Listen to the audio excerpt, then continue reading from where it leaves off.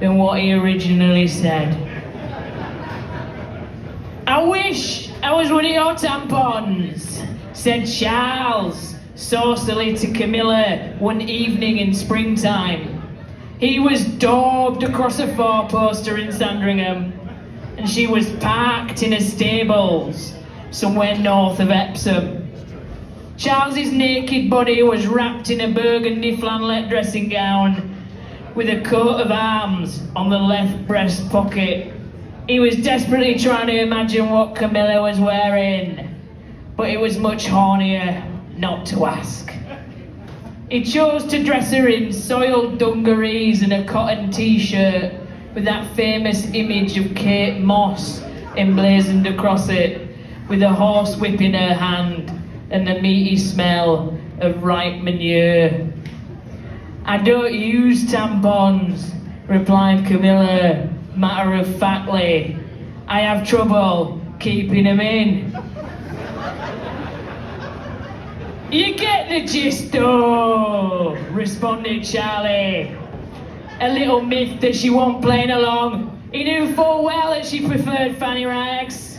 But bloody fanny rags don't make for good phone sex material now, do they? How humble it would be to be a 20-pack of super tampons, continued Charles, unfazed. He was hoping he could ease her into this. Tampons without applicators. Because I live only to push your tampons up there manually for you, darling. And to taste your sweetness on removal of my royal forefingers. How beautiful life would be to exist solely to absorb your menstrual fluids. To swell so large inside you that exit is no longer an option. To feel closer to you than cardiac arrest. To return to the red waiting room where it all began, metaphorically speaking. Although we all know that incest is sexy and that I regularly fantasize about being back inside my mother's cunt. Sometimes I wish I could get inside you like a car. Open up your boot and snuggle inside. I particularly like the coarseness of the carpeting inside your boot, darling. You know what else turns me on? When you open up a horse box and see all those horses' asses staring back at you. It's like they're presenting their bottoms for inspection. Isn't it so frustrating that the tongue is restrained by the frenulum and the fingers are attached to the shoulders? I want to go deeper than that, Millie. I've imagined stepping inside you like Edmund in A Lion, the Witch and the Wardrobe. Or like when Bear Grylls lived inside that camel for a while.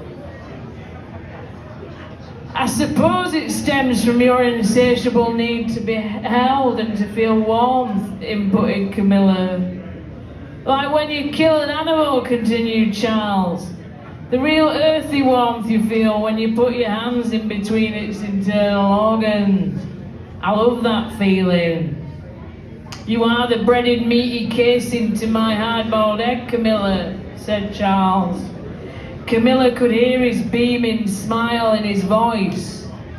You know, with tampons, I love the idea of you expelling me by accident when you do your business. You know, the sort of shit where you have to take your coat off and hang it up in the cubicle beforehand. I've thought about it in great detail. So you're getting down to it and you've almost forgotten I'm in there. And all that gut squeezing pushes me out too. And before you know it, you're flushed. And you don't realise you've lost me. And you can't pluck me out because there's too much log jam in the shitter. And you can only see part of me anyway. So you stand there and watch me swirl, steeped in your very own black cherry jam. But you don't worry, because love is all about letting go and coming back later, when you've handled all your life admin, i.e. Diana. When the old sex wolf is running empty again, if you catch my drift, darling. Hey, are you still there? Yes, dear, pipes up Camilla. I'd love to give you toxic shock, blurted Charles, in response to Camilla's pronounced heavy breathing. He imagined she was touching herself, but in actual fact, she was just having a burn. We are two pieces in a two-piece puzzle. They're empty and useless when they're not inserted into each other's holes, philosophized Charles. Remember that time when we'd been fucking for 9 hours straight and the bed had turned into some sort of open sewer? We had both thrown all the shit out of the skip, as it were. And you used the good old corpse reviver handjob on me one too many times. And I took a turn, and you thought I was having a stroke.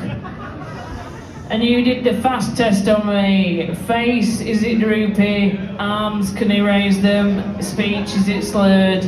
Time to call 999. And you kept on fucking me because you were confident that if you came, you'd be better placed to save my life. Well, that was the most beautiful thing anyone has ever done for me. Fucking hell, Millie, I'm like a gunship here.